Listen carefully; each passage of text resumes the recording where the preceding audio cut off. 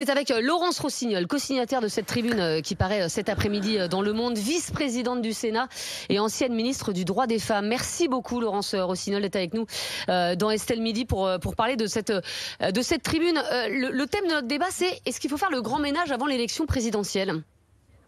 Écoutez, bonjour d'abord. Ce que cette tribune demande, elle demande aux formations politiques, aux partis qui s'apprêtent à investir des candidats pour les élections législatives qui auront lieu en juin prochain, de ne pas investir de candidats mis en cause dans des affaires de violences sexuelles, conjugales ou sexistes, dans des affaires de violence. C'est pas simplement quelqu'un qui aurait fait une réflexion sexiste à un moment donné. C'est pas de ça dont on parle. On parle d'affaires qui sont connues. Ce n'est pas la première fois que les partis politiques auraient à régler ce genre de choses. Pour un parti que je connais bien, qui est le Parti socialiste, à l'occasion des élections municipales, déjà s'est posé la question de l'investiture de têtes de liste dans des villes dont l'honnêteté, la probité, la moralité avaient été mises en cause sur des affaires de harcèlement sexuel ou de violence sexuelle. Donc, on a déjà fait l'enquête, on sait faire. Et à un moment donné, les partis sont libres de désigner qui ils veulent. Ils le font selon des critères. Aujourd'hui, par exemple, quelqu'un qui serait lourdement soupçonné, il y aurait des faits concordants dans des affaires de corruption où on saurait qu'il va y avoir prochainement une instruction d'ouverte sur des affaires de délits financiers. Les partis politiques, maintenant, il y a 10 ans, ça les gênait moins, mais maintenant les partis politiques hésiteraient à le désigner. Pourquoi ? Parce que si vous désignez un candidat qui va être 15 jours ou 3 semaines après mis en cause sur des affaires de corruption, son déshonneur éclabousse tout le parti. Ce n'est pas qu'une affaire privée, c'est une affaire collective. Et c'est pour ça que les partis font attention. En ce qui concerne les violences sexistes ou sexuelles, j'entends bien la distinction entre la condamnation, je reviendrai là-dessus, j'ai écouté votre débat. Et les accusations, oui, il y a quelques instants. Les accusations, les condamnations. Mais vous savez, comment vous dire, quand il y a une affaire qui sort, d'une grosse affaire, ce que tout le monde dit, c'est tout le monde savait. Parce qu'en fait, tout le monde savait, tout le monde sait toujours. C'est rarissime les affaires de prédateurs sexuels répétitifs ou de harcèlement moral ou sexuel de ses collaboratrices. D'ailleurs, en ce qui concerne le monde politique, les meilleures enquêtrices, les meilleurs témoins, ce sont les femmes journalistes. Oui, mais J'en ai pourquoi appris vous donnez davantage pas de nom par elles. Là, en fait, dans la tribune, vous parlez de gens, mais en fait, vous donnez jamais de nom. Et en fait, ça jette quand même un peu l'opprobre sur les hommes qui, eux, sont nickel, parce qu'il y en a quand même. Pas plus, pas moins. Pas plus, pas moins que sur l'ensemble. Quand le MeToo des médias commence, il y a un journaliste qui est mis en cause, mais c'est un MeToo des médias. Ça ne retombe pas sur l'ensemble des médias. Il y a le même pourcentage d'hommes prédateurs dans tous les milieux qui sont des milieux de pouvoir et des milieux masculins.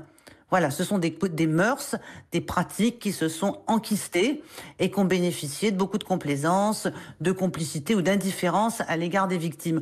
Donc ça concerne toute la société et les sociétés de pouvoir masculin particulièrement. Et le monde politique en est une société de pouvoir masculin. Donc on ne fait pas le propre sur tout le monde. On demande aux partis politiques comme vous l'avez dit, de faire le ménage et de choisir d'investir des gens qui sont exemplaires. Et on ne peut pas être exemplaire et mise en cause dans des affaires de violence sexuelle. Elle commence sous l'exemplarité, c'est-à-dire que c'est des gens qui ont été, encore une fois, condamnés, c'est des gens dont on sait, c'est quelqu'un qui peut être extrêmement lourd, et Dieu sait qu'on en connaît, des hommes très lourds dans le cadre du travail, ou est-ce qu'il faut forcément une condamnation? C'est ça, on se demande un peu, où est-ce que ça commence en fait? Non, c'est pas si compliqué. C'est pas si compliqué que ça, dans la vraie vie. J'ai vu, dans le monde des médias, j'ai vu des journalistes des présentateurs, des hommes de médias écartés sur la base de témoignages. Et on n'a pas attendu, et vous n'avez pas attendu dans le monde des médias, qu'une condamnation ait été prononcée. Parce qu'à un moment donné, des radios, des journaux, des chaînes de télé se sont rendus compte que de conserver sur leur antenne des hommes mis en cause dans ce type d'affaires aussi précisément que ça l'était, ça nuisait à l'image, à leur image. C'est le même raisonnement pour les partis. Attendez, j'ai un point précis. Il y a un de mes collègues à Marianne qui a été écarté d'un média sur la base d'accusation. Son ancien média vient d'être condamné à lui verser 80 000 € au prud'homme. Les accusations étaient fausses et l'enquête avait été menée à charge. Et ça pose quand même des questions. Excusez-moi, Laurence Rossignol, je complète parce que ça va dans le même sens. Excusez-moi. Contrôler les excès va être très, très difficile. Ce que vous dites sur le MeToo des médias est, est vraiment compliqué. Adrien vient de donner un exemple. Dans le service public à France Télé, à Radio France, ce qui se passe en ce moment, c'est un scandale absolu.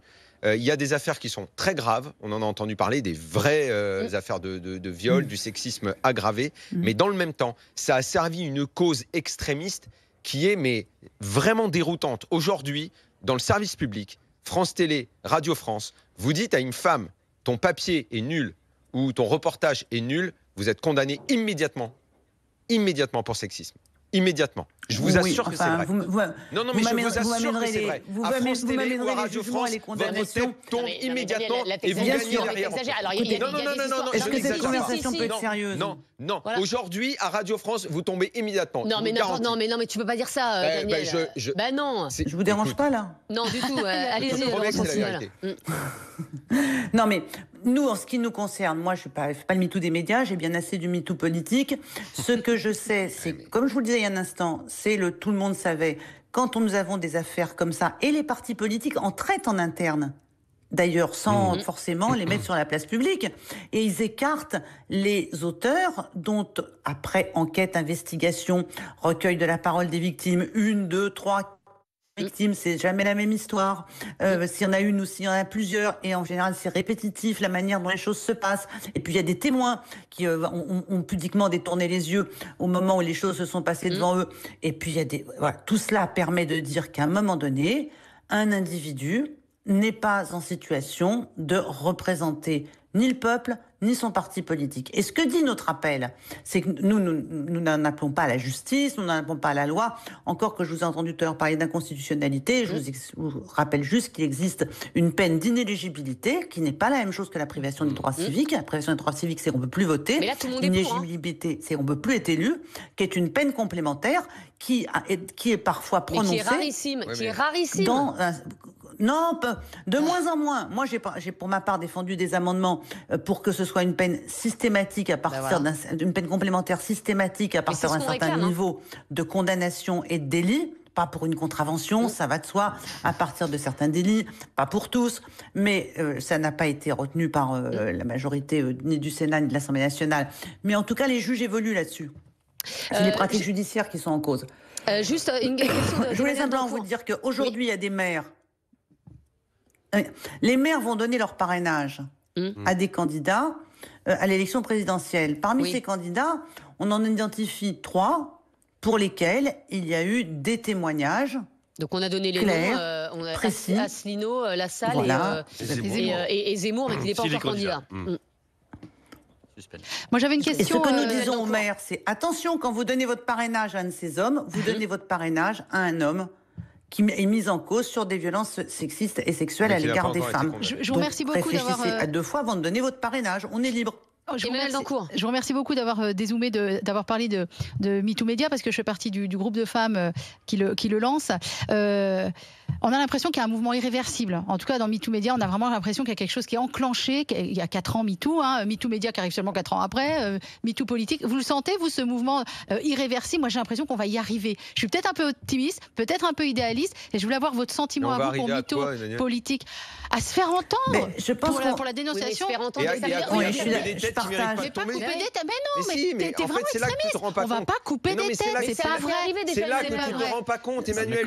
C'est là que tu te rends pas compte des dégâts. Et je suis désolée pour ce monsieur. Vraiment désolée. Et c'est pas que ce monsieur, il y en a plein. Et ils gagnent tous les procès après. Et après, devant la justice, comme par hasard, ils gagnent les procès. Ma question était pour Laurence Rossignol. Alors moi je suis comme vous, je suis optimiste parce que ce que j'observe d'abord c'est que les femmes ont pris conscience que ce qui leur arrive à elles personnellement, c'est pas parce qu'elles se sont mises dans une situation impossible ou qu'elles ont manqué de vigilance, c'est parce qu'elles font face à des comportements systématiques dont toutes les autres sont également victimes, donc déjà ça les déculpabilise des agressions qu'elles ont vécues. Ça, c'est la première chose. La deuxième chose, c'est que ça fait évoluer tout le monde. Il y a des hommes de très bonne volonté et vraiment de bonne foi qui ont dit mais c'est ça la vie des femmes, c'est-à-dire qu'en fait à partir de 8 heures du soir vous rasez les murs dans les couloirs et vous avez peur de rentrer dans les bureaux avec un tel et un tel. Les hommes en ont pris conscience et puis maintenant quand il se passe quelque chose, on a des interlocuteurs pour dire attends là un tel il passe la limite, c'est pas bien comme il se comporte, ça peut pas durer. Maintenant ceux-là ils sont convoqués dans le bureau. Avant, ils avaient droit à une petite plaisanterie du style « Allez, vas-y doucement avec les filles ». C'était ça ce qui se passait avant. Donc, il y a un énorme progrès parce que c'est un progrès de prise de conscience collective. Et moi, j'ai effectivement confiance et dans les femmes, et dans les entourages, et les milieux, et aussi les hommes qui n'ont pas envie d'être assimilés à cela. Exactement. Eh ben, merci beaucoup, en tout cas, Laurence Rossignol, d'avoir été avec nous pour parler de ce MeToo politique. Merci beaucoup.